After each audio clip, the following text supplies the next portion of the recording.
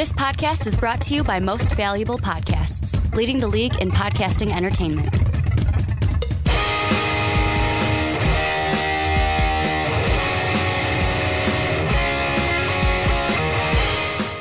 What's up, everybody? Ricky Widmer here, along with, I almost said fellow man-child. It's not fellow man-child, it's Dub Them Ease, Mark Weber. Yep, Dub Them Ease. Yeah, I took your line because I'm thinking it's the Rick and Johnny podcast, and it's not. It's the Onside Kick. We're here talking football, and we're getting closer to the draft, Mark. Closer and closer, and as you were saying before we started to record, you can't wait for the draft. And it's so close. It's almost here.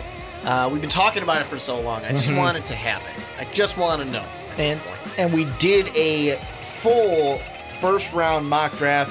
First part of me is like, oh, why am I telling you this? Because it's going to be posting the same day as this podcast comes out. So if you haven't checked it out, go to the YouTube page and check that podcast out. But before we get into what we're talking about today, we welcome in patron Christian. Let me go through some quick housekeeping for you guys. If you're new and you want to help support MVP, go check out patreon.com/mostvaluablepodcast. Christian, who's actually on the podcast today, that's how he is. He helps support us, and he is on the show each and every month. Also, if you want to get yourself an MVP t-shirt, go and check out the store link down below in the description. mostvaluablepodcast.com. That's where you're going to catch MVP each and every day. And last but not least, if you're on iTunes or Apple Podcasts, go give the Onside Kick a 5-star rating. It would mean the world to us. And Mark, we're talking Dez Bryant and draft, basically. We're going to look at draft topics like the Chargers looking for a quarterback in the second round. Will the Eagles trade up for a Courtland Sutton? Will the Colts trade back? But what we're going to start the podcast with is a topic picked by our own Christian, our own patron. Christian, how you doing tonight? I'm good. What's going on, everybody? Doing great. Yeah, Courtland podcasts. This was something that I know as soon as it went, I'm like, you know what? We got to talk about it. We got to talk about Dez Bryant. Where is he basically going to land? What's the landing spot for Dez Bryant? And Christian, before I throw it to you like I always do, Dez Bryant's kind of picked some teams that he already wants to go to. There's 3 of them. Mark, let us know, again, you have the list in front of you. What 3 teams has Dez Bryant picked that he wants to go to? He says his top preferences doesn't mean that the teams might, they might not agree that they want him, but his top preferences are the Giants, the Rams, and the Raiders. So, Christian, I'm going to let you start. First off, from those 3 teams, do you think Dez Bryant either fits in or goes to any of those teams? And if not, who's the best landing spot for Dez Bryant? So, in my opinion, out of those 3 teams, I don't think the Rams make too much sense just in terms of cap space. I mean, with all the additions they made on the defense, I don't think they have enough to pay Dez. The Giants out of those 3 would be my pick just because, I mean, you could probably release Brandon Marshall. Yeah, it'll be some dead cap. Or if you want to keep him around, I know Sterling Shepard is coming off an injury also. But him with OBJ, maybe give one last hurrah to Eli while you have a quarterback behind him sitting would be best in my mind. But I think instead of those 3 teams, I think the team that should be really going for him is the San Francisco 49ers. They have the cap space to do it. John Lynch has already proven that he's ultra aggressive in the offseason. I think that this could be a perfect match with him, Jimmy G. I mean, Marquise Goodwin was a good wide receiver, but if you can add someone like Dez or someone with the skill set of Dez Bryant, it could help change that offense into what fits Jimmy G the best. Yeah, it's interesting because I think my first thing I thought of with Dez Bryant, the Packers was my fear, and part of that's because I think it was Sean Anderson that really wants him for some reason to go to the Packers. I don't think he actually wants it; he just called it. Well, that's why he wants it. 'Cause he wants to be right. Yeah. But the 49ers was the one to me because I feel like the 49ers were a team that I expected to get one of the really big free agent wide receivers when the offseason first started. And they didn't. They didn't get one of these top guys that I really expected. So it's like, okay, are you going to go into the draft? Or are you just going to work with what you got? Do you feel like maybe this isn't the year where you strike, so you'll just build up? Who knows? You don't want to spend too much money. So Dez Bryant kind of makes sense in that case. I also think about the Washington Redskins, which are not one of his top teams. But just because I know he said he wants to play the Cowboys twice a year, part of me is a little bit of like, you don't have to be petty. But at the same time, I'm like, man, I love it because you're like, you guys wronged me. I'm going to come back here and I'm going to show you what happened. But it would be really cool to see him on that team because of, he has a good quarterback with Alex Smith. You want to have some capabilities there. The kind of criticism from Kirk Cousins' time with the Redskins is that they let all his weapons go, essentially, and didn't give him good, adequate replacements. So it would be interesting, but, my fear I want to put out there with Dez Bryant simply is the fact of, and maybe some Dez Bryant fans are going to get mad at me for saying it, but his production's been going down and down ever since Tony Romo hasn't been his quarterback, really. Now, here's the thing I'm thinking is there's a couple of teams. First off, the three that he mentioned, the Giants would be great, but they only have about $5 million cap space.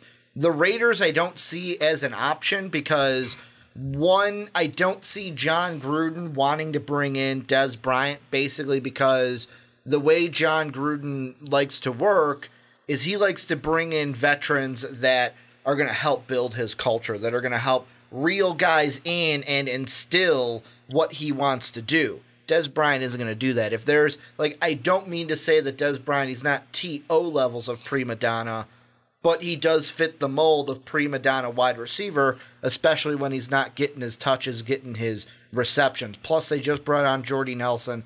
They've got him and Cooper. They don't need to pay for a big wide receiver. Go get one in the draft. Then, like Christian said, the Rams, they went and traded for Brandon Cooks. They don't have a ton of cap space. It wouldn't be smart for the Rams to go ahead and pay Dez Bryant what I'm assuming he's looking for. So for me, leaves a couple of teams. I like what you said. I was actually thinking about the Redskins. You kind of took that out of the brain from me. I'm not going to harp into that because you brought it up pretty well. The 49ers were another team where I was like, you know what, that would be really good. They've got the cap space to make it work as well. But one of the teams that I really look at, and the big thing that it comes to Dez, is it's not just that you need a wide receiver. He's got to fit the mold also. And a team that I think should go after him, this might be an under-the-radar team, the Denver Broncos. They've got just under $14 million. This is a team that on the last years with Samuels and Thomas, they just brought in a guy like Case Keenum to be the guy, and everything that they've said is saying that Case is our guy. He's the quote-unquote missing piece in Denver. You just released C.J. Anderson this week. So I'm looking draft. Yep. First round, you're probably not going to go with a wide receiver at 5. Second round, you're probably not going to go with a wide receiver anyways because you're probably going to take one of those day 2 running backs to fill the hole that CJ now leaves, him being released. Because you're not probably going to get a wide receiver until the late second, maybe third round, why not bring in a Dez Bryant to give Case Keenum that weapon that you need? And John Elway is a guy who has rolled the dice before in the past. However, will this be a roll the dice that works for him or doesn't work for him in Dez Bryant? I could see the Broncos saying, here's a 1-year deal. Prove it to us. Potentially, yeah. I think that he might get a 1-year deal somewhere, and he might be at that point where it's going to be very interesting to see if does he want to get more money or does he want to just get a ring, because he was going to say that he was expecting a pay cut from the Cowboys, and he most likely would have taken a pay cut from the Cowboys, but it just wasn't offered to them. What I think would be interesting with the teams that he mentions, the Giants being the one I want to talk about, is what do you think? Let's say that tomorrow or today, whatever, they get Dez Bryant on the Giants. Do you then go and get a quarterback in the draft, or do you hammer down and say, we want 1 Super Bowl here out of Eli and go get Saquon Barkley? Christian, I'm going to let you answer first. See, that's tough because that was going to be the same scenario I was going to hold for Denver, where if they picked up Dez, they can then go ahead and get Saquon with the 5 pick with only the 3 teams ahead of them, all looking at quarterbacks. But if New York Giants actually go ahead and go that route and pick up Dez, then I don't see why not. I mean, if you can kind of wait, maybe get a later round quarterback, maybe could trade back into the first round, maybe pick up someone like Lamar Jackson, someone like that. But I think if they can somehow manage that with the cap space and get Dez to kind of prove it as on a 1-year deal, then I think that's exactly what they should do. Because, I mean, Saquon is obviously a beast. And if you give Eli the time he needs with that offensive line, I mean, it was completely trashed last year. I mean, people were roasting them left and right. I mean, Sean O'Hara was on that, I want to say that radio show just ripping them. But if they go that route, then they have to be all in on it. I mean, they have a good defense as it is. I know they just released JPP or they traded him away, but with Jackrabbit back there playing corner, I think that they can do it. I also like Landon Collins. See, I'm on the side where if that happened tomorrow, and if I'm putting myself into the shoes of a Giant fan. If I woke up tomorrow, I'm in New York City, I'm in a Giants hat, I'm in a Giants comforter, I'm a Giants fan, I would personally hate the move. I would hate it. And the reason why I would hate it is I would say to myself, did we not learn anything from last year? Did we not learn anything from that? Did we not learn anything from bringing in Brandon Marshall, who was one of these wide receivers? Ricky bought into the hype. Giants are going to win the Super Bowl. Basically kissed a death them right there when I said it. Brandon Marshall going to bring that veteran experience, be the number 2 to OBJ. On paper, I feel like OBJ, Brandon Marshall, and Dez Bryant would be phenomenal. But that's it. Like, that's a Madden roster to me. That's a Madden wide receiver core that's winning a Super Bowl. That's not a real-life wide receiver core that is winning a Super Bowl for Eli. And even if they did get Dez Bryant, if I'm Pat Shurmur, I'm still going with quarterback. Because guess what? Even though I get a Super Bowl, Eli leaves in 2 years. What do I got? You got Webb. Yeah, we got Jamarcus. we got Davis Webb. I almost said Jamarcus Webb, but we got Davis Webb. I'm not believing in Davis Webb. Plus, with the running back, I like Wayne Gallman, and also they just picked up Jonathan Stewart. So, I mean, with the running back position, it's a little bit better than what it was last year, but not great. I would not like Dez to the Giants. The one team in the NFC East, it's not going to happen, so don't throw it out there, but that I would love on paper is the Eagles. Go to the Super Bowl champions, see the Cowboys twice a year, have a better chance to win your Super Bowl, but they only have just under, not just under 2, they have $1.5 million in cap space, which they're not even going to even offer him with that much. There's 2 teams that I'm thinking of, though. Mm-hmm. One is a team that's interested in him, but is he interested in them? They're a team that has about $8.5 million in cap. That's the Baltimore Ravens. They need a wide receiver. Are they going to get that wide receiver in the first? If they get a Dez, then they can be a team that goes with like a Rashaan Evans, an inside linebacker, with that first-round pick potentially instead of getting a Courtland Sutton, a Calvin Ridley. The other team is the Seattle Seahawks. They're a team that has a little bit more cap than the Ravens. Pete Carroll's a guy where personal issues don't matter to him. If you can ball, you can be on that team, and they're a team that needs a secondary option along with Doug Baldwin. They need someone. So that's a team I'm looking at. Do the Seahawks throw out a flyer where it's like, here's a 1-year contract, come play for us, prove it, and give Russell Wilson a weapon? They certainly could, and I mean, it would be helpful for the team, obviously.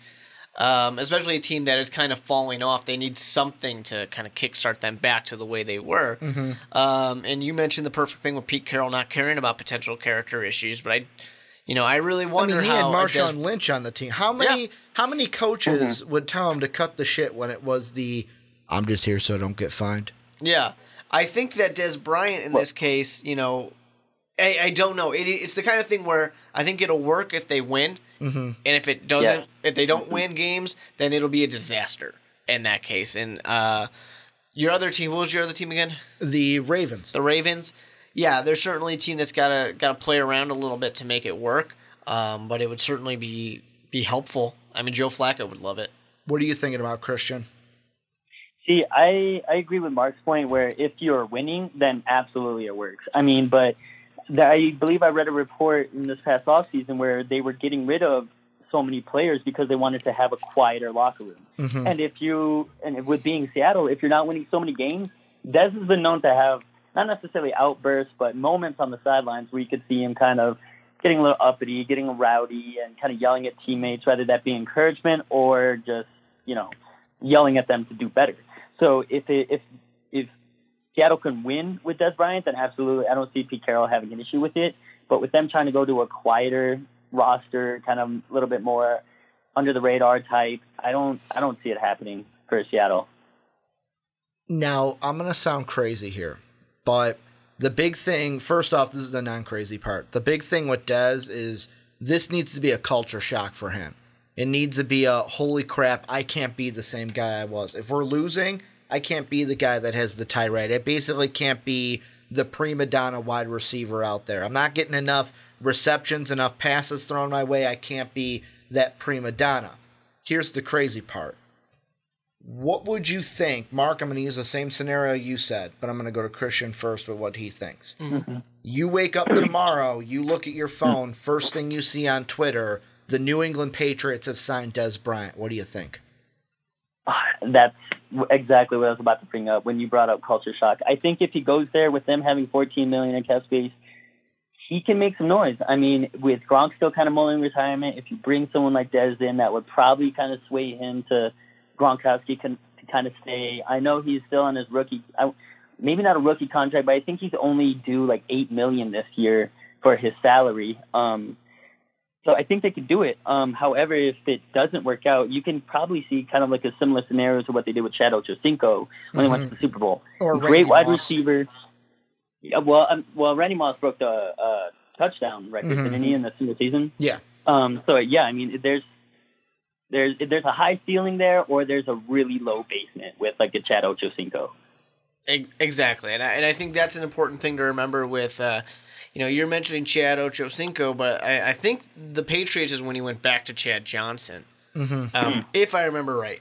And it really was not a good fit. Him being on the Patriots, like, yes, he's there for a Super Bowl game, and they'd lose, spoiler alert, but he's there, but it wasn't really a good combination. I mean, do you think Dez would be a good fit with the Patriots? Because the way I'm looking at it is, like Christian said, Gronkowski only due $8 million this year, $9 million next year before he's an unrestricted free agent. They just get rid of Brandon Cooks, which opens up a spot for them to potentially go with a Dez Bryant. But the Patriots don't need to make this move. Yeah, and Danny Amendola. He goes to Miami. True, they lost Danny Amendola as well. I really don't kind of think it matters because Tom Brady works with whatever he's got. I mean, he's one of those guys that he makes the receivers look better. Would it be nice to have somebody of high level of talent? Sure, but once again, Dez Bryant's been the guy who's falling off a little bit. If this was 2014, 2013, for Dez Bryant, then him going to the Patriots, just give him the Super Bowl. Just give him the Lombardi already. But it's not. It's 2018 right now.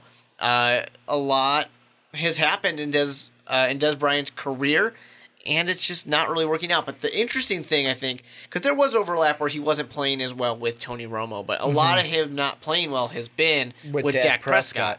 So, what's that going to mean? I mean, sure, for Dak Prescott, but really what's that going to mean for Dez Bryant? Does a new quarterback really kind of rejuvenate his career and get him maybe one more or two more really high productive years?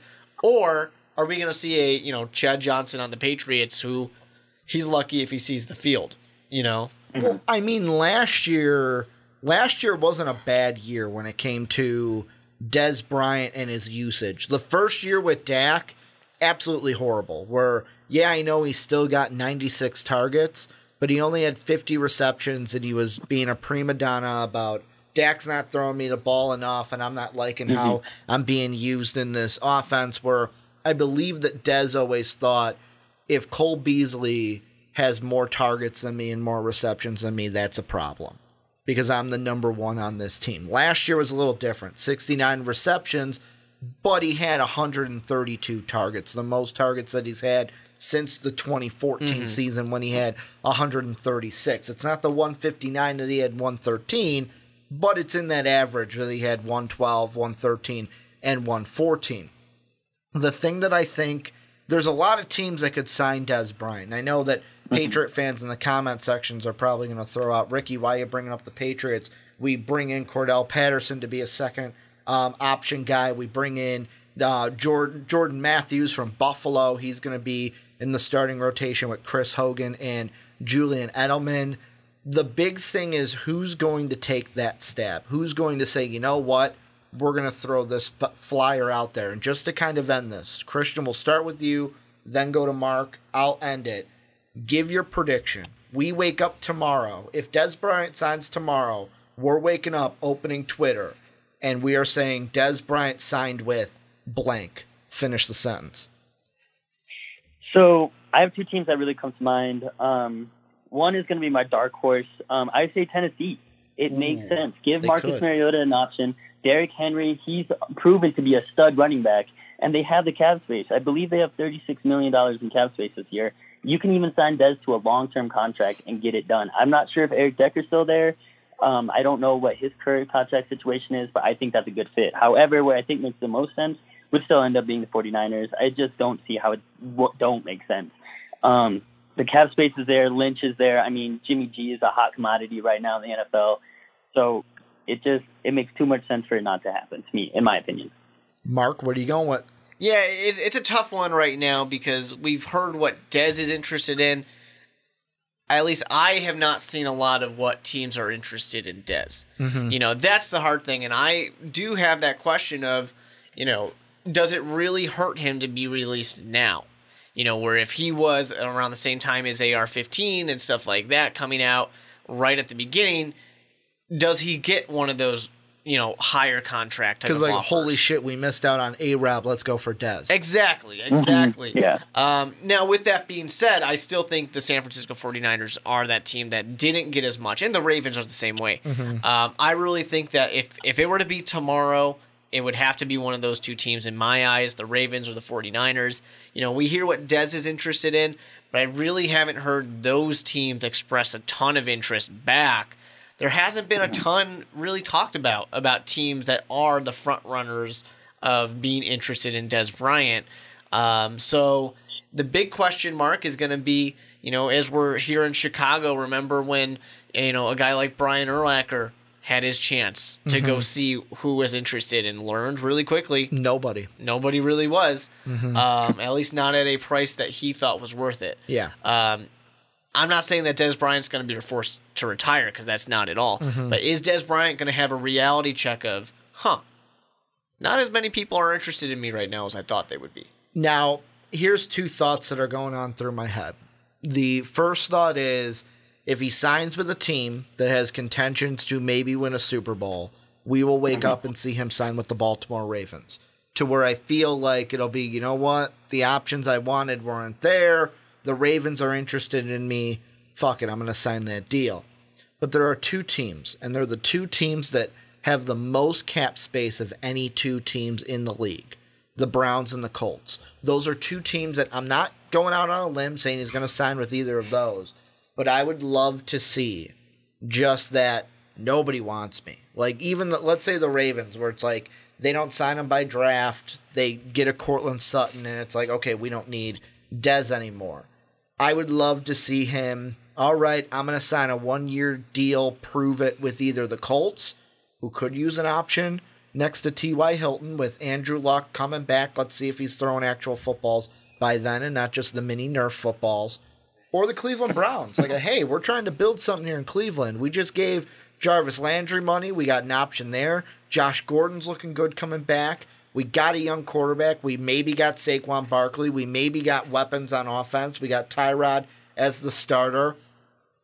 Cleveland can sit back and wait to see what it is, but my realistic option is that he will sign with the Baltimore Ravens. But this is where I want to turn on to you guys. Let us know what you guys think down below in the comment section. Where do you think Dez Bryant's going to sign? Give me a dark horse. The camera's out, so you're looking at the logo right now. Let us know. Where do you think Dez Bryant is going to sign? Want to thank Christian for joining us and supporting us on Patreon. Thank you. Christian, thank you for joining us. It's been a pleasure. Always is. Thank you. Okay. Can't wait to be on again. Let's move on, though, into our next topic, Mark. And what we're looking at now for the rest of the podcast is draft, and then some more draft. And we are looking first at the Indianapolis Colts, as an article on NFL.com, as I was kind of perusing today, had some bullet points of some notes. And some of our topics are actually coming from this one article.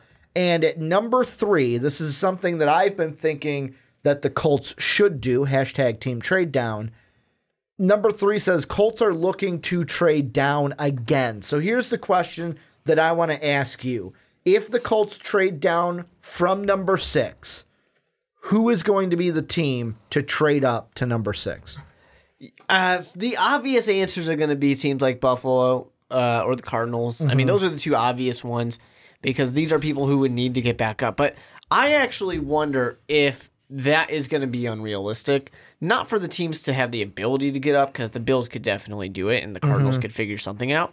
But if we go with the kind of common expectation right now, and that's going to be quarterback, somebody, maybe quarterback. Yeah. Let's say that only 3 quarterbacks go because John Elway's, he goes with, who knows, Quentin Nelson. Who cares? Like how both of us had non-quarterback to the Broncos. So there's a quarterback available, but it's the 4th best quarterback. There's also this thing going on, and something of it might have come from this same article. I don't know, something I was reading today, where a few different NFL executives and personnel people were saying that they think that if anybody is likely to fall quarterback-wise, it's Josh Rosen. Yep. Josh Rosen's the guy that's going to fall. That's in the same article as well. Yeah. Josh is going to be the one that falls. Which, if that happens, I think fantastic for the Bills. Trade up. But if maybe they don't like Josh Rosen, or maybe he doesn't fall and it's Baker Mayfield or something like that, but they don't like Baker, who knows what it's going to be. They don't like the guy, whatever it might be. I think it's going to be a little less likely for one of these teams to trade up. I think it might be more likely for, let's say, the Chicago Bears to make a trade. Damn it, you took my team. Right. I was like, you know what? Chicago, like he's not going to say Chicago. Pace does it. He does it, but here's the thing that I was going to look at. You know why I was saying that? Not for a quarterback, for Denzel Ward. Because who also needs a cornerback? The Bucs. The Buccaneers. So I could see the Bears Here's the thing. trading to 6 to try to get Ward. That Chicago needs, the Buccaneers need as well. True. So they can easily kind of screw. Yeah, right. They can easily kind of screw up Ryan Pace's draft plans. And it really depends, because it doesn't matter, with the quarterbacks and things like that. But let's say that on the Chicago Bears board, it simply goes, we have zero interest in Saquon Barkley. We want Quentin Nelson. We want Denzel Ward or Bradley Chubb. Those are our guys who are our top. But those guys can all pretty much go. Bradley Chubb, I'm just seeing here, Von Miller has just said that Bradley Chubb's a combination of Von Miller, which is himself, and Khalil Mack. Yeah. I can see it. Now, if that type of thing happens where the Chicago Bears might feel like we have to get above the Buccaneers, there might be only one person left. Maybe it is Denzel Ward or it's a Minkah Fitzpatrick. And they're like, well, we really think the Bucs are going to take him, so we have to get above them. And it doesn't necessarily have to be the Bucs. It doesn't necessarily have to be the Chicago Bears. I think a few of those teams past that kind of what we talk about, the 4 or 5 through 8 range, whether it's a Raiders that really, really fall in love with somebody or the Dolphins that really want somebody, not a quarterback, and they want to kind of get above some of these guys. But I honestly kind of feel that the most likely one, it's kind of Chicago. I'm just like last week when I said the Dolphins. You were like, "Oh, you took it for." Yeah. It wasn't last week. It was like 2 weeks ago when we talked Josh Rosen. You did the same thing to me. I'm like, "Oh no, he's gonna go quarterback wise." Oh, we mentioned Josh Rosen, but no, the Bears for me could be the one. And for the Colts, here's the thing I just want to say about the Colts with why I am for team trade down, because I don't know if I've ever on a podcast explained that. Where the big thing for me when they were at 3 was Bradley Chubb. Bradley Chubb. Oh, they could go Quentin Nelson. No, get out of here. Bradley Chubb. Then they moved back to 6. Guess who was still in play? Bradley Chubb. They move back to 8. We'll just say that because we both said the Bears. Guess who could still be in play at 8? Bradley Chubb. It could be. I don't know about that. Could be. I would be incredibly surprised. It would all be then depending on who the Bucs would then take with Bradley Chubb or Minkah Fitzpatrick. The bigger point of why I'm team trade down is, let's say the Colts don't get Bradley Chubb because they traded back. I don't know about you. Bradley Chubb is really good. He's the number 1 defensive end in this draft, but I really like Marcus Davenport. Yeah, I'd be happy with Marcus Davenport. So it's like whether they trade with the Bears, whether they trade with a Dolphins who need a quarterback, whether they trade with a Bills who need a quarterback, any of those 3 teams the Colts can trade with. And yeah, we might not get Bradley Chubb, but we can still get Marcus Davenport and accumulate those picks in later rounds. Yeah, I mean, you're going to have options. I mean, Tremaine Edmonds is going to be an option as well. I don't know that. I honestly don't know that Bradley Chubb is going to be there for the Colts right now at 6. Because I really think the Broncos, there's a good chance they take him. The Giants, there's a slim chance that they take him. The Browns have a slightly larger chance, but still it's kind of small. But the Broncos, for me, I mean, we both said Quentin Nelson in our latest mock draft, but I really think that Bradley Chubb could be a great option for them to just say, you know what? We're going to go ahead and bring back this great defense, the thing that won us a Super Bowl not too long ago. We have a quarterback who's, he's honestly probably going to play at the level that Peyton Manning played, well, better at the level than Peyton Manning played when he won that Super Bowl. We have enough that if we had that really good defense, we can do exactly what Minnesota just did, exactly what the Jacksonville Jaguars tried to do.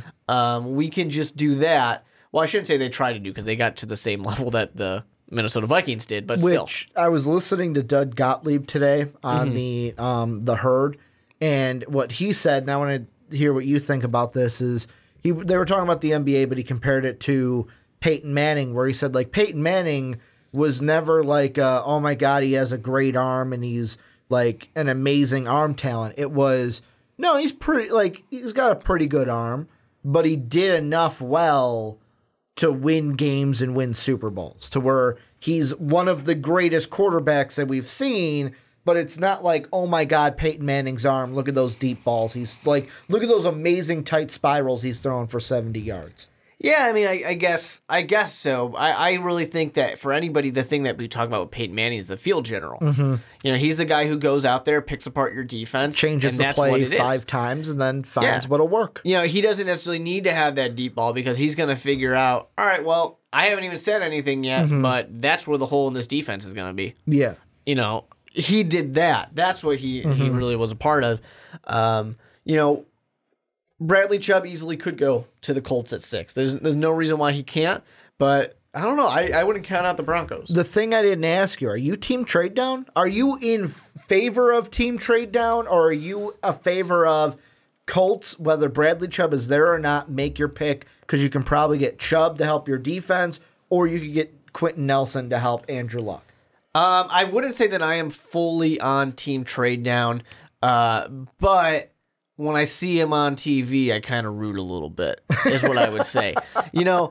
I totally am for the Colts trading down because Andrew Luck's not going to be here day one anyways, so this year is going to once again be a little bit of a wash.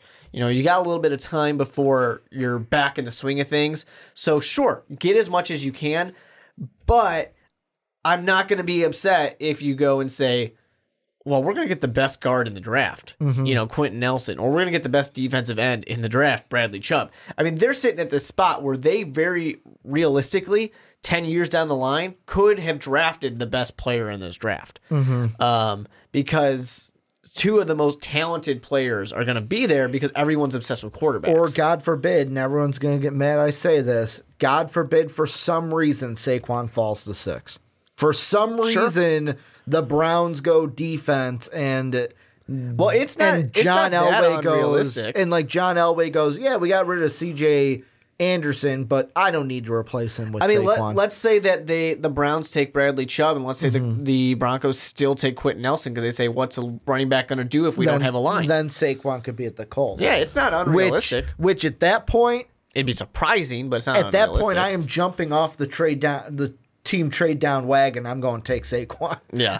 I'm jumping on the pick Saquon boat because one's a train, one's a boat. The draft Saquon boat, Naturally, if that's the case. But right now I'm on team trade down, mainly because for me, it's because of who I have them mocked. I have Bradley Chubb mocked there. So if you can get, and that's the thing, what are they going to get for this? Because you think about it, they moved back 3 picks already, and what they got from the Jets were 2 second rounds this year and a second round next year on top of that 6th pick that they hold right now. This next part is going to be partly inspired by something that happened in our full MVP Most Valuable Podcast you draft. Can check out on our mock YouTube. Draft. Yeah, so check that out on YouTube, definitely. But this is partially inspired by that. Do the Patriots, because it's been talked about the Patriots for once Trade trading up for Josh Rosen. Could they trade up to get Josh Rosen, number 6 overall? And I want to throw this out there just for the fun of it. Might that trade involve Gronk? No. Because just the other day, they were saying Gronk most likely getting traded. Now, the people are questioning the validity of the person who said it. But he claims he has a podcast. It's no one that I really knew, but he is a verified person. And here's the general rule of thumb with me. Unless it's Adam Schefter or Ian Rappaport, I don't believe it. Unless it's Rap Sheet or Shefty, I don't believe it. There's a few of them where you'll get, you're specific. This person knows the Eagles. This person knows the Raiders. Things like that. It's like basketball. If it's not a Woj bomb, I'm not believing it unless I see Woj tweet about it. I just think it would be kind of fun to see something crazy like that happen. But yeah, I am not a huge believer in the Patriots being able to trade up this far. I feel like if they were to trade up for Josh Rosen, it would be if they kind of see him falling a little bit. But unfortunately, the Dolphins and Bills are sitting there at 11 and 12, and they might jump on him. Yeah, and I mean, for me, like, the teams that I see trading up, the Patriots, I don't really see it, only because what would that price be to move up from 23 would be that first pick for the Patriots all the way to number 6. For sure, it has to be both your first rounds this year, not to mention probably a first round next year. Which, if I'm a Colts fan, great. Give me that, because at that point, if I'm looking off of my mock draft with some of the needs that you have, you could definitely take a wide receiver with one of those. You could probably take a DJ Moore at 23. He'd be available for that. But otherwise, it's like linebacker, all right, it depends on if a Leighton Vander Esch falls or if a Howard or Harold Landry falls. Does a Courtland Sutton fall? And you have him going all the way down into that. Does a Calvin Ridley fall that far? There's definitely players there.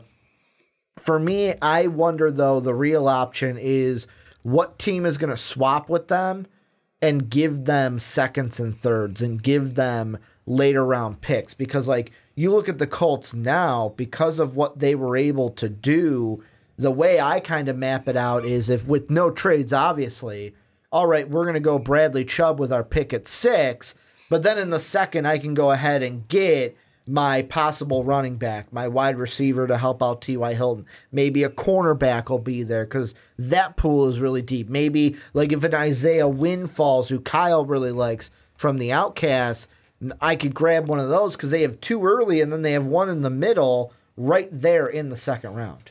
Yeah, exactly. I personally would love to see the Colts go for the cornerback position in that one, because there is some of those prime guys that will be first level talent, first round talent, but slipped out. Not to spoil anything with the mock draft we did, but one of the guys I have them taking in the second, you really like because you drafted him, Mike Hughes. I love Mike Hughes. Yeah, Mike Hughes is one of my favorite cornerbacks in the draft. I definitely, and we had the discussion, and we're going to reference it again, the Most Valuable Podcast mock draft that you can check out. We had that discussion of, who people might have above him, but he's one of my top guys for sure. Now, I want to ask you this because we kind of touched it, but let's go into detail with it. Mm-hmm. If you had to give odds of the 3 quarterback teams, who trades up with the Colts if you had to pick between Dolphins, Bills, and Cardinals, what are your percentages on each? Well, I really think it would be the Bills that would be my go-to team to do it because they're the ones that have the most capital to do it. True. They have 2 first rounds. 2 first-round picks they can do. They honestly, with 12 and 22, it probably isn't going to take that much more for them to get up to 6.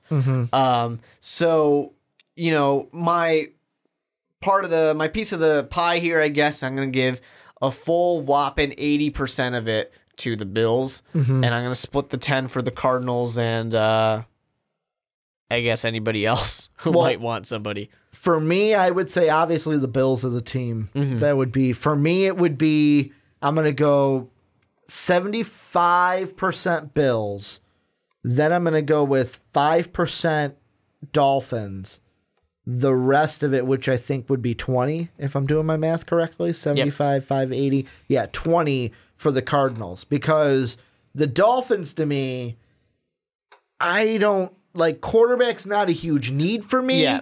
I don't want to give up picks. To me, the Dolphins are not a trade up and get a quarterback. They are Josh Rosen fell to us. We'll draft him. We'll draft him. Or Baker Mayfield or whoever. Because even looking at the Dolphins, they pretty much have all their picks except no 5th, 2 4ths, and 2 7ths. So it's like they don't have that same kind of capital that the Jets had to do it. But the Bills, they have 2 firsts to work with. And the thing that with the Bills that would be, because I was trying to do this a little bit playing GM, do they have to give up both firsts? Or could they say, you know what, we'll do a similar deal that the which deal would you do if you were the Bills? Would you give up both of your firsts, the 12 and the 22nd? Or would you do a deal that is closer to what the Jets did, where it's like, all right, we'll give you the 12th overall and we'll swap the firsts, but then I will give you both of my second rounds? My personal opinion when it comes to trading and draft maybe picks a future pick too is I want to avoid doing future picks as much as possible. I don't want to mess up next year's draft. Because here's the thing. When you aren't drafting players in a draft, you're losing chunks of your team. You're losing that young talent, so your team gets old. Like how the Texans could have had the 4th overall pick. Yeah, for sure. Which would be incredibly helpful. Of course, I don't really blame the Texans because it looks like their quarterback is really good. But if you're one of these teams where you miss out, because I'm wearing a Chicago Bears hat, I have to put it on I had to put it on myself and say when the Bears missed out on multiple years of first-round picks because of Jay Cutler, that really hurt the team. That really hurt the team because there was quality talent that just was missing because they didn't have a chance to go for it. And you're not getting younger, you're just getting older. Exactly. And then one day that kind of goes against you. What if we're taking futures out and it's just the 12th? And then, because they do have 2 seconds, they have the 53rd and the 56th. Well, yeah, of course I'd rather give up my seconds than a first if I can. If I can give up 2 seconds instead of a first, yeah, for sure. Now, I'm almost on the other side of it to where I would. You want to make more picks even if they're lower rounds? And the reason why, and maybe this is because, the thing that I love is, go check it out, by the way, on mostvaluablepodcast.com. I love that I went through the full 7-round mock draft for the first time because it gives you a different perspective of the draft and it gives you a different perspective of how deep things are. And the one thing with the Bills is, obviously, if you're trading up for your quarterback, this doesn't really affect it. But the thing that might make the Bills want to trade up with the Colts is the news that we're going to talk about later to end the podcast about the Chargers, but I'll mention it here a little bit. The rumor is that the Chargers are targeting a quarterback in the 2nd round and that quarterback is Mason Rudolph. If I'm the Bills, I'm going, oh, shit, I got to take a quarterback then in the 1st. Yeah. Because the Chargers are, 1, 2, 3, 4, 5 picks ahead of me in the 2nd. So either I have to move ahead of them in the 2nd, which is doable. I have 2 seconds. So I could maybe make a trade with the Cardinals, give them my 2 seconds, trade for that 2nd. Or assuming that the Chargers aren't trying to trade up as well. Exactly. Or I can say, screw it, Josh Rosen's of it. I'm just throwing out Josh Rosen because we mentioned people are saying he's going to slide. Screw it. I can just trade up for Josh Rosen here, give up my 12th, and then either the first or the second, whichever way the Bills are planning on going. I mean, in my eyes, you obviously would rather have Josh Rosen than Mason Rudolph. Yeah. Is it going to be worth it? Would you rather get a wide receiver or something like that in the first round? Honestly, they could be the first ones to take a wide receiver if they really want to get a weapon for him. Mm-hmm.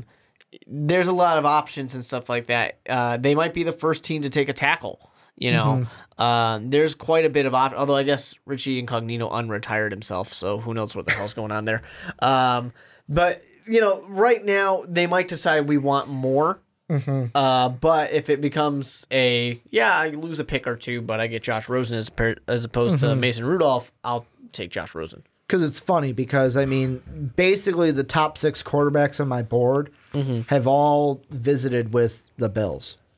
Allen, Darnold, Jackson, Mayfield, Rosen, Rudolph, all of them have visited with the Buffalo Bills. Bills are saying we're going to get one of these guys, right? Yeah, we're going to get one of them. The thing is, it'll probably have to be either unless they trade up, Lamar Jackson at 12 or Mason Rudolph in the second or late first, depending on when they want to pull that trigger. Yeah. Any other team that you see being this team could trade up, whether it's for a quarterback, whether it's for anything. Yeah, really, I don't think so. Unless John Gruden's in love with somebody that he really wants to get, or Lynch is in love with somebody that he wants to get, really, I think if it's not one of these quarterback teams, it's got to be Chicago. They're the team that trades up.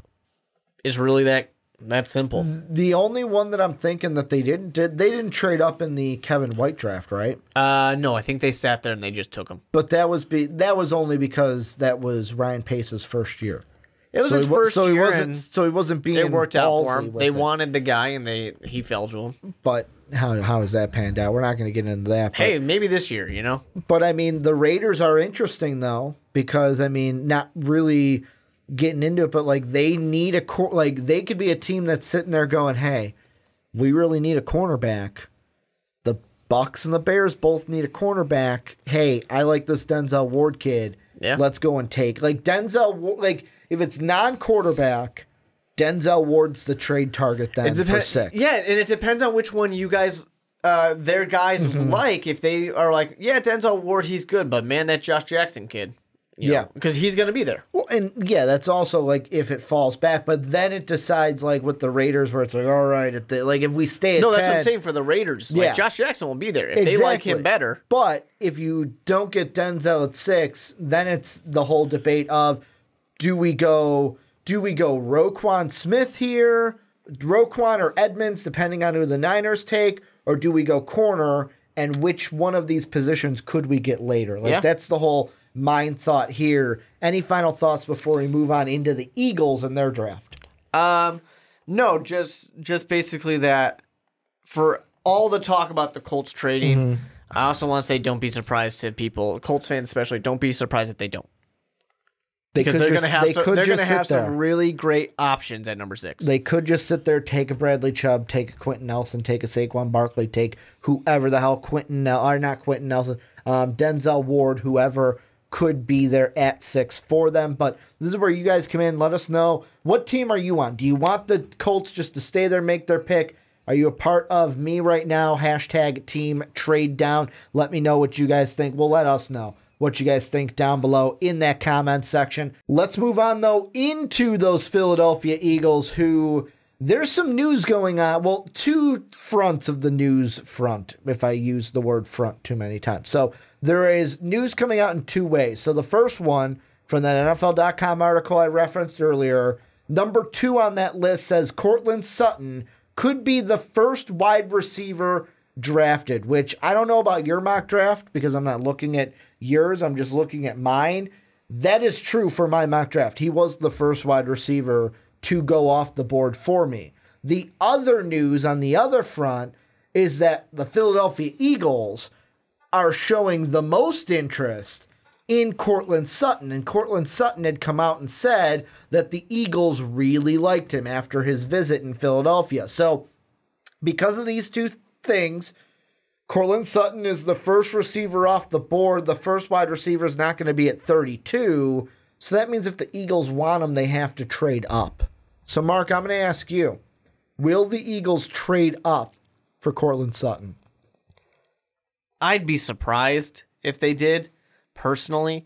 I mean, if we're gonna believe that teams just absolutely are loving him, and all these teams are saying he's tall so, and has ball skills. Yeah. That's exactly what you want. But that's what I'm saying. If we're believing that all these teams out there really, really love him, is 32 gonna go and do something for it? I mean, because we're saying that's the topic here. They have to trade up. But if all these teams are saying we love him, if that's the truth, there are teams in the top 10 that could use a quarterback. I'm not saying he's going top 10. I'm just saying that I don't see him either falling to 32 or falling into a range where the Eagles feel comfortable trading up to go get him because they have other needs besides wide receiver. Well, here's the thing that I'm looking at is Eagle fans, look at me when I say this.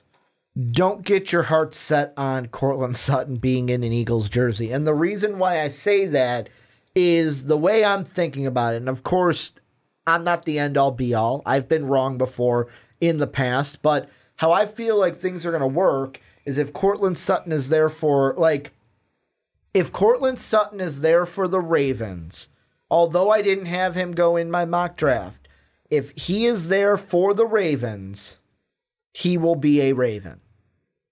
However, I know in my mock draft I had Rashaan Evans go there, but I have a feeling I could be wrong with that pick.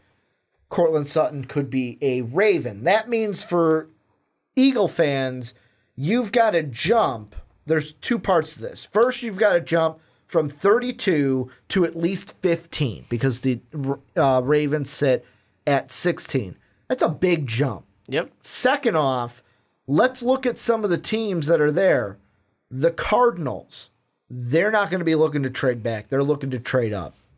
The Packers, we usually don't see them trade back in drafts. And to be fair, the Packers could use a wide receiver. They could. They could also take a wide receiver. The Redskins, who we talked about in the Dez Bryant thing, I don't see them drafting a wide receiver in the first, but they could, and that just makes that trade gap bigger. Then you look at the Bills. The Bills are looking to trade up. Then the Dolphins, that it's getting bigger. You're not trading up from 32 to the top 10, so I just end it there. That's the thing that I think kills this in the bud is the Eagles might really love him, but in order to get him, they need a lot to happen. For me, what they probably need is a team like the Colts to trade back with like a Arizona, a Buffalo, so that they can try to, because the Colts, if they trade back twice, you can get them to trade back a third time. You can do that, especially with the whole accumulating picks. The thing is for Philadelphia, do you want them to do that? Because there's a two-side of it. We mentioned in the Dez Bryant one, I think we did, they have the lowest cap space. Like you said, they need to make some cuts just to sign their draftees that they get. So there's that side of it too. Hey, let's give these draft picks to this team to move up because we don't have the money for them anyways. If we just have the money, then we just need to get the money to sign this one guy. Or not, you're not just going to come out with one guy, but maybe lesser than what you would have. Yeah, I mean, it's certainly possible, especially if you're saying we don't have a lot of money, let's just go get the guy that we really want. You know, it's funny to talk about that with the Eagles, too, because there's so many stories, feel-good stories over the offseason of the Eagles are doing this so that way they can make sure this guy gets a bonus. The Eagles are doing that, you know, things like this. But it's interesting to me to think about the Eagles in this case because I really can't imagine them trading up for Sutton. And, you know, I just sit there and I think of this, you know, the comments that he's making, stuff like that. I'm like, yeah, the Eagles, they really loved me. I'm like, one of my cousins thinks my grandparent, like he was my grandparents' favorite cousin. But he wasn't. And everybody in the world knew he wasn't. Everybody laughed at that. Well, I mean, it doesn't mean anything for the guy to be like, yeah, they really did love me. It was like my sister for a while. Man, I'm grandpa's favorite, where every other cousin would look and just go, no, that's Ricky. You're not the favorite. You're on the bottom of the totem pole. You know, and to reference the Colts for your crazy trade down, 3's a little much. Yeah. At some point, you sit there and say, we got to make a pick one of these days, right? Here's the thing, though. What if it's not the Colts? What if it is the Cardinals at 15? I know they just signed Glennon. They just signed Sam Bradford. Could the Eagles try to use Nick Foles as a trading chip to trade up to get Courtland Sutton? Not if you got Sam Bradford. I mean, Sam Bradford, Nick Foles. I know that Nick Foles is a Super Bowl MVP, but if there's not really that much of a difference between those two guys. But if you're telling me you're going to get Nick Foles and swapping first, so you're still going to get a first this draft. I don't want to invite that kind of animosity into my locker room. Why does it have to be animosity? Because you don't think drafting a quarterback would because Sam Bradford will know his role of I am the mentor to this quarterback. Unless he loses the job. Which is his fault.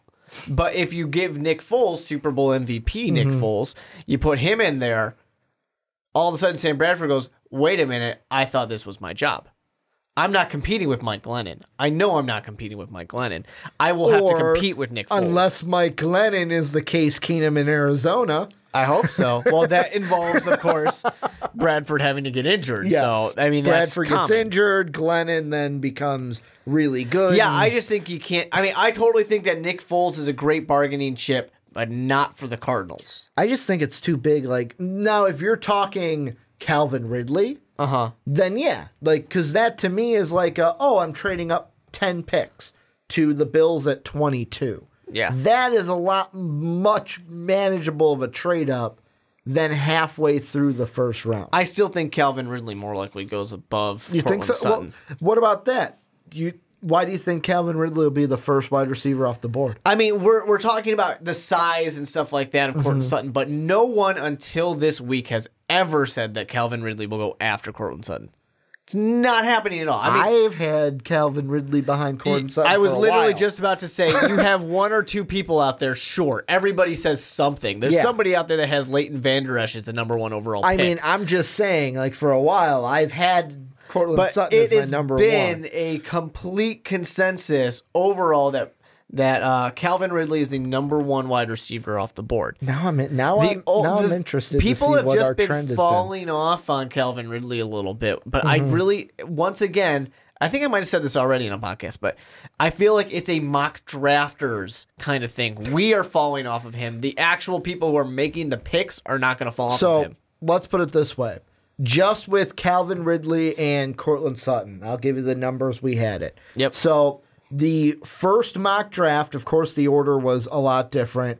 Both you and I had Calvin Ridley in the top 10, first wide receiver off the board. Courtland Sutton was the second wide receiver off my board at 21. He was the third wide receiver off your board at 21. Mock draft number 2, Calvin Ridley was still the number one guy. He was still in the top 10. Courtland Sutton was my number 2 at 14. Courtland Sutton was your number 3 at 24. Then going to 3.0, we still had Calvin Ridley in the top 10 at this point. I know I will always have him as my number one for sure. Being the number 1, I had Courtland Sutton back at 16 as my number 2. You had Courtland Sutton as your number 3, so nothing has changed. Then the 4.0 came. You had Calvin Ridley still in the top 10 as your number 1 overall. This is where I had the flip. I had Courtland Sutton at 15 being my first wide receiver off the board. Calvin Ridley then fell to 19 and was my second. And then the last one that we just did, obviously, I had Courtland Sutton, number 1 wide receiver at 19, Calvin Ridley at 22. You had them a little closer, the closest you've ever had them. Ridley at 22, Sutton at 24. Yeah. So, like you've said, you've always had Calvin Ridley as your number 1 wide receiver. And I still, I mean, and it could be a surprise, who knows, but I still think that he is kind of seen as that really reliable wide receiver, where Sutton, a lot of what people like about Sutton is the size. You know, and he's got ball skills. I'm not saying that he's not a good wide receiver. People just purely like the size. And I don't know if the NFL execs are going to purely, and scouts are purely going to go off of, well, he's big. Well, and another, he's got a good catch radius. And another big thing, and I know that there will be commenters that roast me for saying this, but I'm still going to say it. I'll ask you this, and I know that college games you might not have watched as much as the NFL games for your side, but how many people do you think were really paying attention to SMU football during the season? Unless Nobody. they were an SMU fan. There's probably about like 4 people out there that are like, I'm paying attention to everybody. And that's another thing that I know for me, it was the case where all throughout the regular season, oh yeah, Ridley's my number one because I'm hearing about Alabama. I am seeing Alabama each and every week. How many times do we go out and go into those lower guys during the season? An SMU that isn't in the college football race, isn't anywhere near the Power 5 way of doing it. Then we get into the draft process. We see the combine. We see pro days. We see more of these individual guys that we didn't see play. And you start to go, oh, crap. I like this guy a little bit more than that guy. That plays into it as well. Whereas people start to see these guys from, and I mean, SMU's not a real small school, but I'm going to say smaller school, that Alabama, the only thing for me that's kind of the difference is for Calvin Ridley. I wonder if right away, like, yeah, he's got the speed. Yeah, he's got the, like, what's the word I'm looking for? He can be your 1 or 2 wide receiver, but I wonder if he's going to take some time to do that. For me, I wonder if Calvin Ridley's going to be, hey, I'm going to put you in the slot. You're not the biggest guy. You're about 189, 6 foot. I'm going to put you in the slot, let you work with that route running, get open, catch the ball in space, and then work with that speed. Whereas Courtland Sutton is, you're big, you're tall, you're fast, you've got ball skills. Just run down the field. I'll throw it up to you and go get it. Sure, and it all, of course, is going to depend on what the team wants and what team is going to be the first one to draft a quarterback. Exactly. Or a wide receiver. I mean, you would have a situation where, like, let's say, you know, you're just thinking about some of these teams. Let's say, like, a 49ers. They're the first team that's really going to go for it. I'm looking for, like, a Courtland Sutton. Yeah, exactly. You're going to want a little bit of that taller guy who will just go down the field. You know, where some of these other teams out there, they might not want that because they don't necessarily need that. I'll use this as the example. And it was actually something that I changed right before I finished my 7-round mock draft. In the second, I had, because the Ravens went with inside linebacker, they needed a wide receiver, and also the Panthers needed a wide receiver.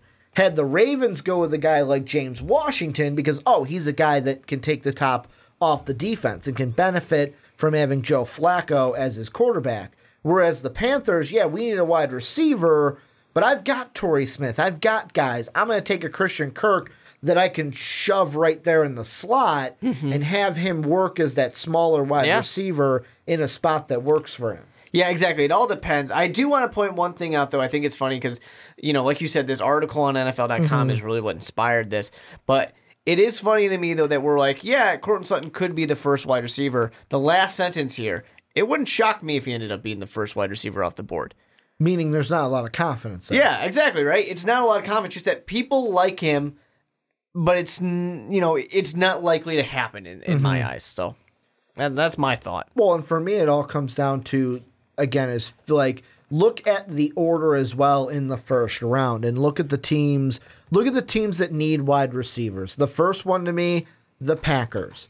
Just look at it this way. If, let's say, for the sake of argument, let's say if they need an outside guy, they're going to go with Sutton. If they need more of a slot kind of guy, go with Ridley. Or if they need a hybrid, you can say, make your point. For the Packers, if they had to choose between the two, which one do you think would fit their offense better, Sutton or Ridley? I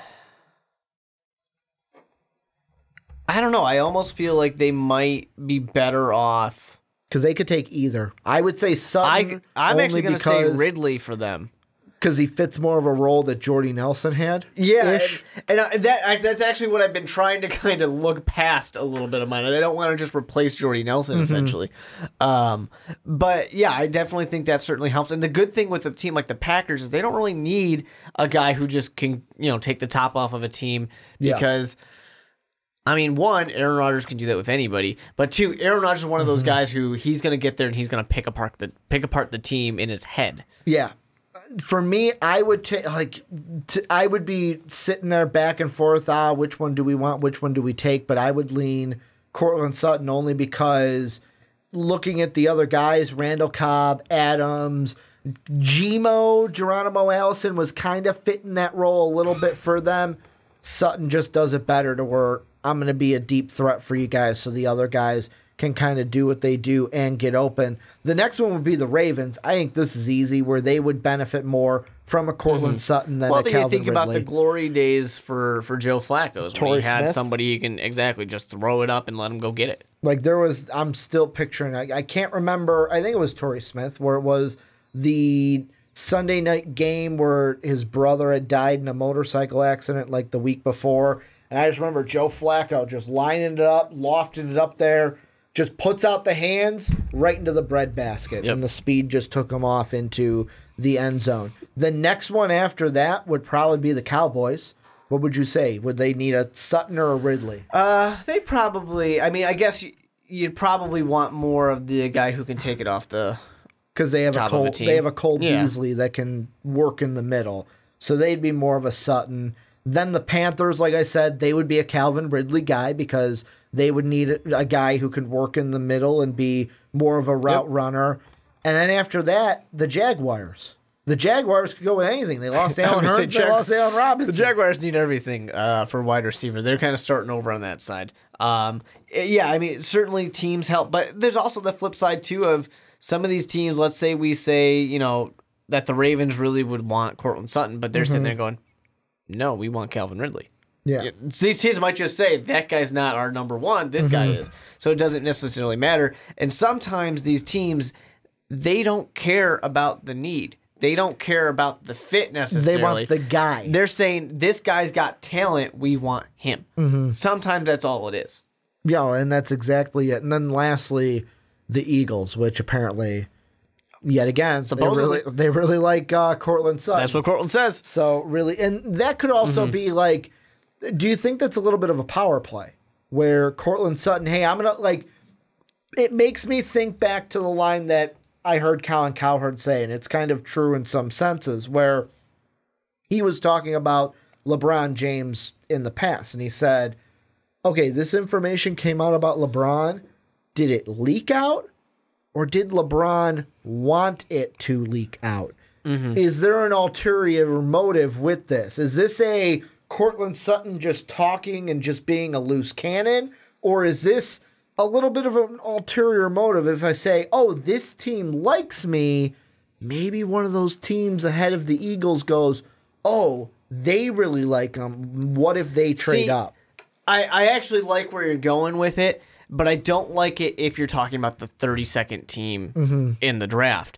If you said that about, let's say the Packers or something like that. Maybe the Panthers. It can't be somebody low. It has to be somebody high. If you say it about someone high, then it's like, so I'm a top So talent. You're saying, say it about the Packers so that a team like the Niners takes you. If you say it about the last team of the first round, then I'm getting the impression that you're scared you're not a first rounder. And you're trying to trick people into taking you in the first round because you want to be a first rounder. You don't want to be a second rounder.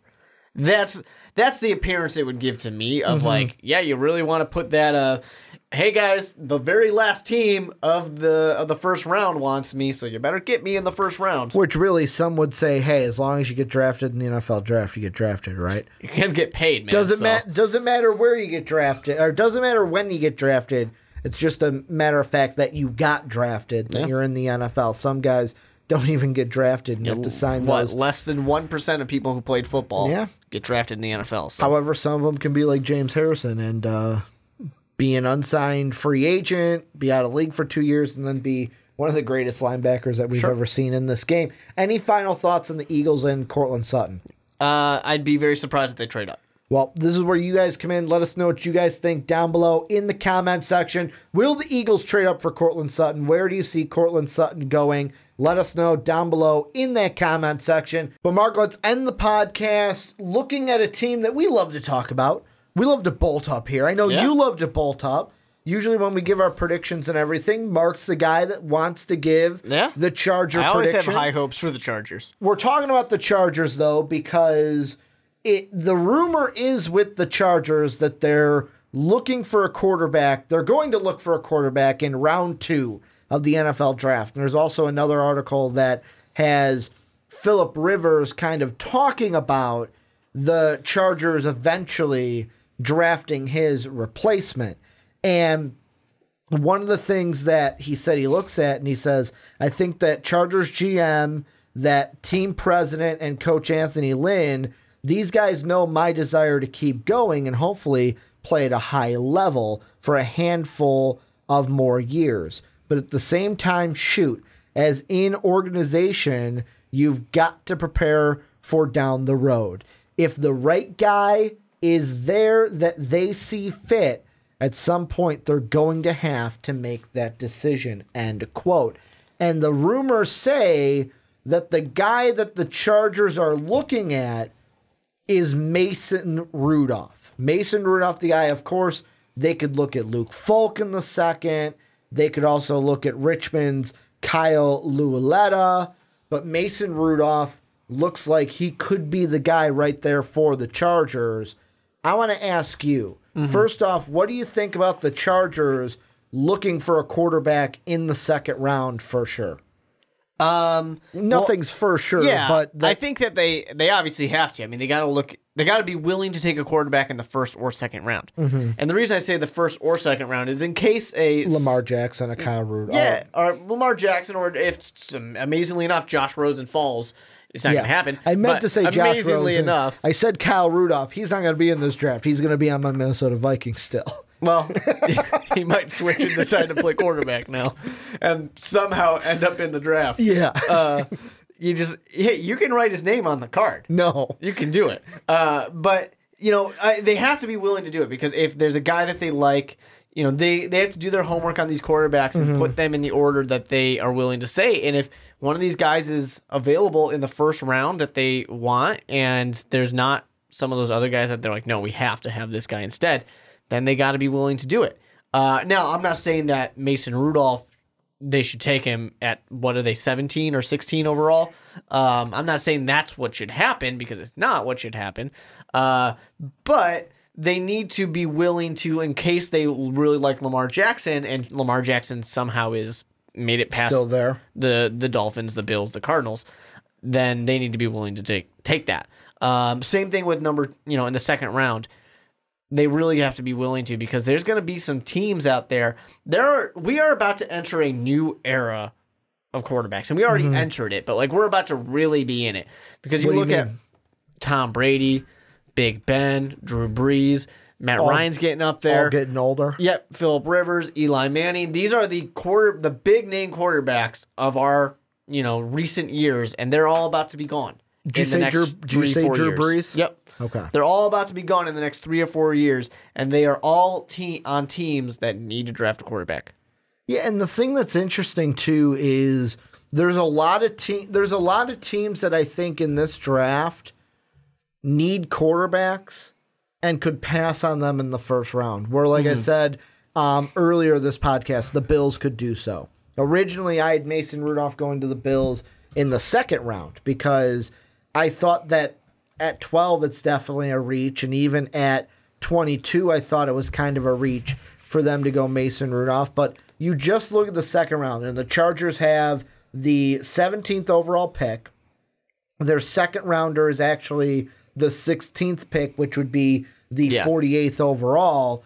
You look at the teams that are ahead of them that could need a quarterback. Cardinals are right above them. If they didn't go one in the first for some reason, they could look for one in the second. But the Cardinals are that interesting team, I will say, that if there's any quarterback needy team that I think could pass on a quarterback altogether, it could be the Cardinals. Well, they got Sam Bradford and Mike Glennon. They got Sam Bradford. They went ahead and signed 2 to where they have a starter and a backup, to where let's not draft a guy this year unless we know for sure he is the guy for us. They can always kick that stone down the road. They certainly will draft some quarterback, but it wouldn't be terribly surprising if it's a 4th round, 5th round quarterback. Or I wouldn't be surprised if they say, hey, they get to the 5th round and they go, you know what?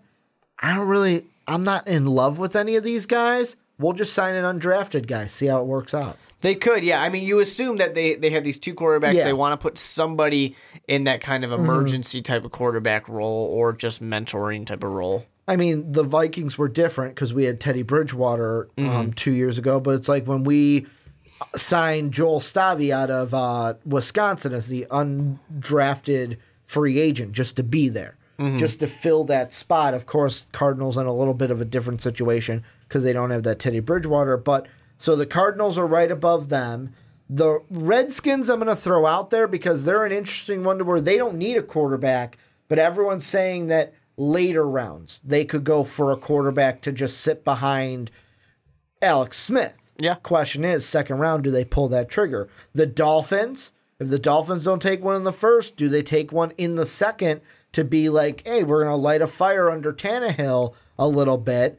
Then you have the Broncos, who are 2 picks above that. They could definitely go with a quarterback in the second. And then finally it would be the Giants or Browns if for some reason they didn't. The Browns for sure, but the Giants, if they didn't go quarterback in the first, do they go one with the second overall pick on day 2? Yeah, and you got to think about some of these other teams too. There could very likely A trade up? Yeah, exactly. Be one of these teams that are later. Maybe it's like a Steelers or a Patriots or something like that who work their way up into the top of the second. Maybe not the very end of the first, although it's certainly possible that somebody, could either trade up into the beginning of the first round or, Patriots are at the end of the first round. Maybe they could take their guy if they haven't already. There's some of these things here where you can't just sit there and say at 16 in the second round, we'll be able to get Mason Rudolph. Because I don't really think you will. Well, do you think, here, I'll ask this. Do you think the Chargers, because the rumor is Mason Rudolph's the guy. However, do you think, A, that Rudolph is the guy, or that the Chargers could sit there and go, you know what? We're just going to let it play out like it does. And whether a Luke Falk, a Mason Rudolph, or a Kyle Ouellette are there, we're just going to take whichever one's available at 2. Well, it very easily could be a little bit of a smokescreen of like, yeah, Mason Rudolph is great, but we really like Luke Falk. That's the guy we really like, but we want people to think we like this one, so that way they'll go, if they want him, they'll go and get him. They'll be and like, then our guy is they're like, still oh, there. shoot, they're interested too. We got to get him. Yeah, it could easily just be a smokescreen for sure. Smokescreen for the second round. I mean, whatever. But it's totally possible. It wouldn't surprise me in that case if it's kind of just they really like somebody else. But I'm sure that, they're going to do their homework on all these guys and see which ones are good options for them. I actually think Mason Rudolph is a great option for them. I think of the teams that he could translate well into with what his skill set is now and then build off of it. His kind of criticism is that air raid offense stigma. Yeah. But I think that's okay to go to the Chargers. Well, and he's a guy, Mason Rudolph, and the reason why people are saying it could be him is if you look at the prospects that have met with the Chargers, Josh Allen, Sam Darnold, Lamar Jackson, Baker Mayfield, Josh Rosen, Mason Rudolph. So to me, that says, hey, we're doing our due diligence. We're going to meet with all the top 5 guys because we could possibly trade up if we want to, or if one of them falls. Just like the Chiefs did last year. Exactly. Or if one of them falls at 17, I want to know what they're doing so that I can possibly have an informed decision on whether or not to take them at 17. The interesting thing is that Mason Rudolph's the only one outside of that. They didn't meet with a Luke Falk. They didn't meet with a Kyle Ouellette. And it's not one of those things where you're going to meet with every single quarterback on the list. You've got to kind of spread it out because they also met with like an Equiminius St. Brown, a Vita Vea, a Malik Jackson from Texas who could be a third round talent in the draft. I find it interesting, though, that Mason Rudolph is the only other quarterback because to me it says, all right, we'll make a decision if one of the top 5 guys are us, but if not, Mason Rudolph could be our guy in round 2. Yeah, and I think part of it, too, is that, you don't have a meeting with a third, fourth round quarterback. You don't do it. It's just, what's the point? that's a project type of guy. You'll work with him. Yeah. What they're saying, I think, in that case is they are sitting there saying, let's meet with all the potential first-round quarterbacks. Because and they we just could met need a with quarterback. they just met with all the potential first-round quarterbacks. As much as people don't want to see 6 quarterbacks go, Mason Rudolph very realistically could go in the first round. Is it going to happen? The odds are it won't, but it's definitely possible that it would happen. Which, just to show the other side of it, and of course this is also, I think, a little bit of who their head coach is too, but on this NFL.com kind of tracker, the team that has the 10th overall pick, the Oakland Raiders, of course they don't need a quarterback. Guess how many of the top prospects are associated with the Raiders? Oh, I'm sure all of them. Oh, no. They've met with... He hasn't been meeting with everybody. The ones that they have listed here, Terrell Crosby, offensive tackle, Oregon, who I've got as a second, third round guy. Malik Jefferson, linebacker from Texas. Vita Vea, Washington. Interesting. I'm surprised he's just not doing his homework. Whereas, you've got the Broncos, of course, every quarterback under the sun. Yeah. Every quarterback under the sun is there, the same ones that we've been listing, as well as some wide receivers and some running backs. Here's a question that I think I'll backtrack to. Is the second round the right spot for the Chargers? Or is it wise for them, or is it wise for the news to come out that the second round is where we're going to go? Or if you were a Charger fan, would you be sitting there going, no, if you don't get one of the first round guys, we've got Phillip Rivers, take one in the third and fourth? Well, I mean, I wouldn't wait till the third and the fourth because, yes, you have Phillip Rivers, but you're not going to have Phillip Rivers for very long, I think. The third round, you can still... People have found guys in the third round. The third round... few people have found people in the third round. The third round, I would say, if your guy is there or one of the guys that you've been looking at, the third round it depends is a good one. What level of quality you want. Yeah. I mean, just on average, third-round quarterbacks are not that successful in the NFL. True. I mean, there's also I'm going to hate that I bring this up. There's also the Tom Brady where of course. You can hit the needle in the haystack. One of the only I know. in the 6th round to be successful. I mean, unfortunately, that's just the reality. When you look at actual statistics and actual numbers, first-round quarterbacks far and away are I shouldn't say more likely to be successful, but more first-round quarterbacks are successful than any other round. What I'm saying is there's no science to this. Just because the Chargers draft a quarterback in the second round if a quarterback doesn't mean he's going to pan out. If a quarterback is good and he's in a good situation and there's good coaches and he doesn't get injured, then he'll be good. That's just, I mean, like you said, there is no science. It's just if the right things fall into place, it'll work out. It's also a little bit of the attitude, too. Like Ryan Leaf at the time, I know he's completely different than he was back then, but he wasn't the right headspace to be successful in the NFL. To gamble, though, and just say that, we'll get a guy in the 4th. That's okay when your quarterback's 29 years old. It's less okay when your quarterback is in his mid to late 30s. Let's say not the 4th. Let's say the 3rd. Let's just say, should Charger fans be sitting there going, and if you don't get that guy in the 1st or trade up for that guy, don't do it in the 2nd. Do it in the 3rd. The hard thing is they're not going to get a guy in the 1st. We know that for sure. Unless they trade up. Yeah, unless they trade up, which they definitely could. They're not going to get the guy in the 1st. Which means they'll probably have to give up their 2nd and maybe their 3rd. Yeah. To do it in the 2nd round, I think it depends on what the teams are that took quarterbacks. Because if everybody gets if 6 quarterbacks go in the 1st round, then you sit there and go, well, no one's probably going to go in the 2nd round as a quarterback, so yeah, we can wait till the 3rd. But if there's going to be guys like Mason Rudolph or something there available in the 2nd, I think you got to go do it. And it really just comes down to the players that are available. Because if you're waiting and you're going to let a guy like Rudolph or a guy like Luke Folk, who maybe could squeeze into the 2nd, then you're waiting for that 3rd crop level of talent, you're in a really bad spot. Here's the thing that you might as well just not draft a quarterback. Here's the thing I think that'll play into it too. And with my Chargers 7-round mock draft, I, spoiler alert, did not have them go with one of these guys, which maybe they should have picked up one of them throughout the draft. But I did not have them pick up a single offensive lineman in the draft.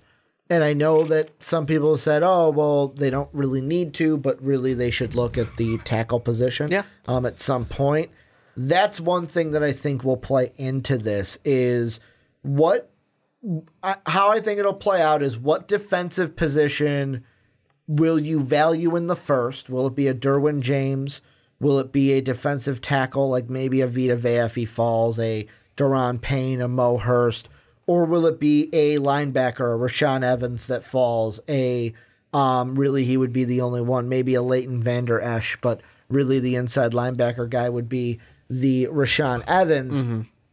And then after that it becomes, what do we how highly do we value the quarterback? I think that, and I know this goes against my mock draft, it's just kind of how things fell out with different ones.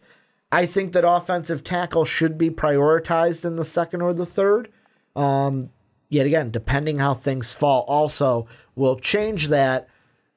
To me, I don't think the Chargers have to necessarily prioritize quarterback in the second round. And the reason why I say that is because Phillip Rivers, like he said from the quote earlier that I mentioned, of course, quarterbacks can say whatever they want. Yeah. Teams have their own thought processes, and Phillip Rivers knows this. How much also is this Phillip Rivers threatening to retire because of the move to L.A.? Because remember, there was that whole thing, but is the organization like, hey, you know what? Just in case. I don't think so. Well, that just popped into my mind. I don't think there's any just in case he retires because we moved to L.A. He's 36 years old. Mm-hmm. It's just in case he retires because his career's over. True. Also, he's like you said, I want to play for a couple years. Mm-hmm. Do you gamble it and say, let's get that quarterback next year?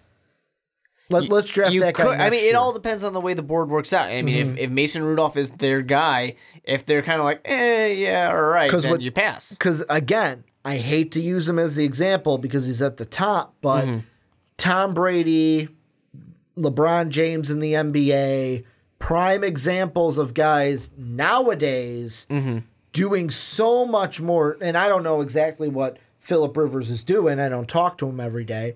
But guys have so much knowledge and so much available to them now to keep their bodies fresh. Like, look at how many people thought that Tom Brady would be playing as old as he is. Tom Brady. He was the only one. He said he's going to play another 10 years. He's going to play till he's 50. But because of that, I think that the Chargers could, if they wanted to, hey, you know what, we're going to prioritize this need first. Yeah. If I get a quarterback later, that's great. But if not, we'll just focus on getting that guy next year. I mean, Phillip Rivers, he's a family man, so it's not like he's going out doing anything stupid. He's not going out and, getting drunk all the time, going and partying or anything like that, doing anything reckless.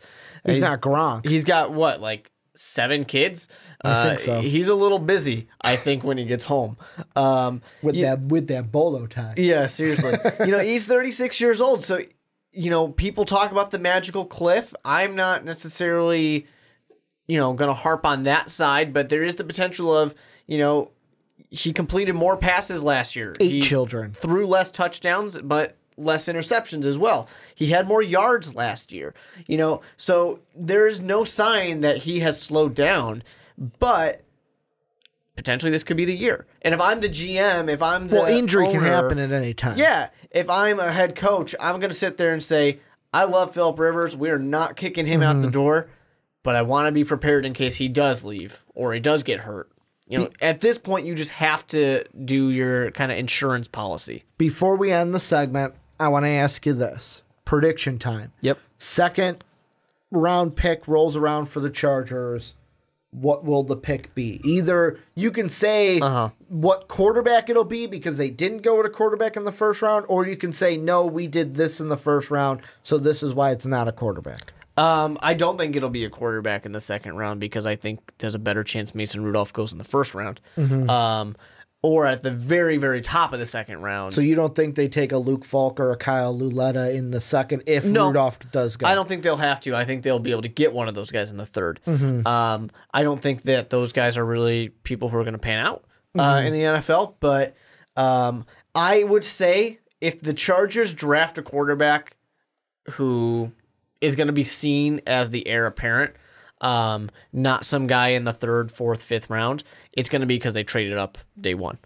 I think that's more likely that they followed the Kansas City Chiefs plan and just say, hey, we traded up and got Baker Mayfield.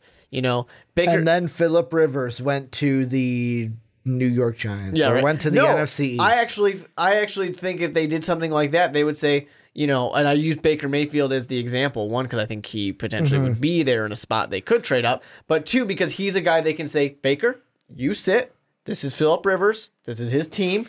He's going to go out there and play. And if maybe they trade him next year or something like that, I don't know. And then he played for the Jacksonville Jaguars. Well, then they'll win a Super Bowl. So maybe that'll work out pretty well then. But yeah, I think it's more likely they trade up in the 1st. Although I say more likely, I don't think it's really going to happen. But I think it's more likely then that they get Mason Rudolph in the 2nd. Yeah, I'm going to stay with my mock draft. I have him in the 2nd round going with Mason Rudolph. I'm going to say that because I'll be honest, the way I see things falling out, I don't see a team like the Bills or anyone taking Mason Rudolph in the 1st. And I don't see quarterback teams like the Dolphins, the Broncos, the Cardinals. I don't see them taking a Mason Rudolph in the 2nd round. I see them prioritizing other needs ahead of that.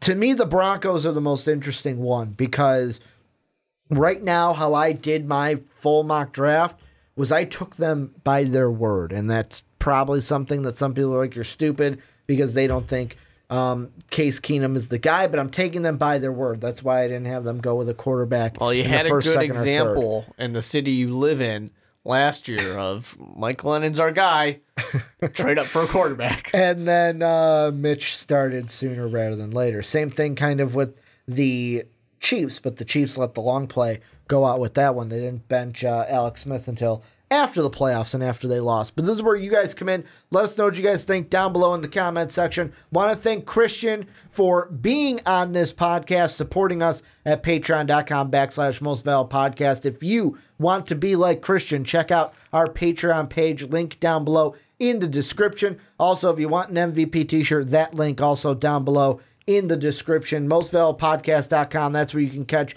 my full 7-round mock draft in article form, as well as everything for MVP each and every day. Last but not least, if you're on Apple Podcasts, you're on iTunes, go and give the Onside Kick a 5-star rating. It would mean the world to us. I want to thank you guys for listening on YouTube, well, watching on YouTube. I want to thank you guys for listening on podcast services around the world. And as always, have a good day, everybody.